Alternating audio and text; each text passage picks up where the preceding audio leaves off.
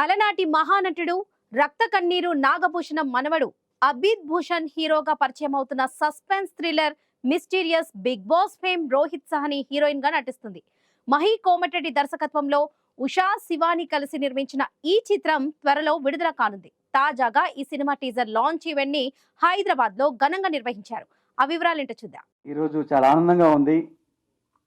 మా టీజర్ చూసిన తర్వాత, మీ రెస్పాన్స్ చూసిన తర్వాత మాకు చాలా కాన్ఫిడెన్స్ వచ్చింది. ఖచ్చితంగా మేము సక్సెస్ అవుతాం. ఈ సినిమా ద్వారా ఒక సెన్సేషన్ క్రియేట్ చేస్తామన్న కాన్ఫిడెన్స్ మాత్రం వచ్చింది. Thank you very much. ఈ సినిమా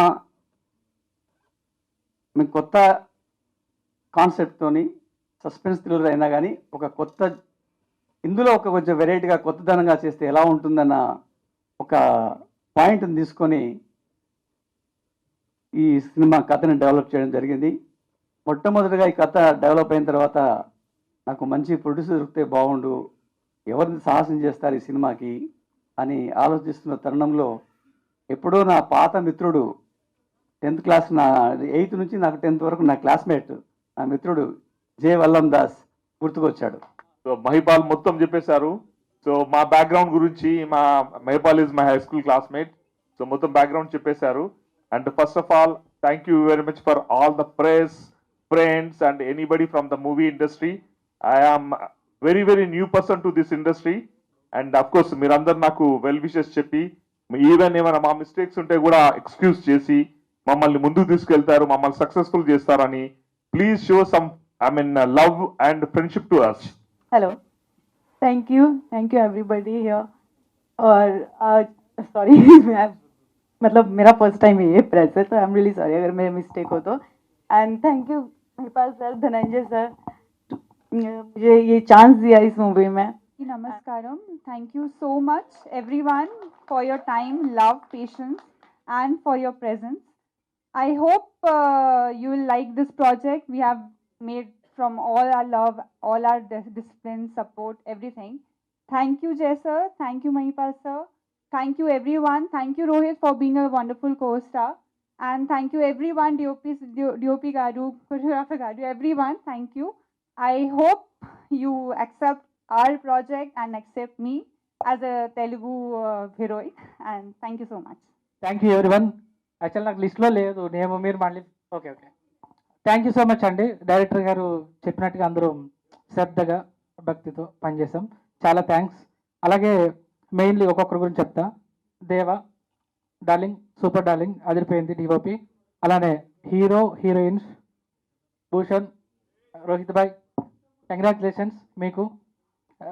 మెయిన్లీ మీడియా మిత్రులందరికీ థ్యాంక్ యూ సో మచ్. ఎందుకంటే మీరుంటేనే మేమందరూ, సో మీరందరూ కొంచెం పాజిటివ్గా రివ్యూ ఇస్తే ఇది కొంచెం ఇంకా మరింత హైకి వెళ్ళి, అంటే అందరూ వచ్చి థియేటర్కి వచ్చి చూడడానికి మీరే మెయిన్ రీజన్ కాబట్టి, సో ప్లీజ్.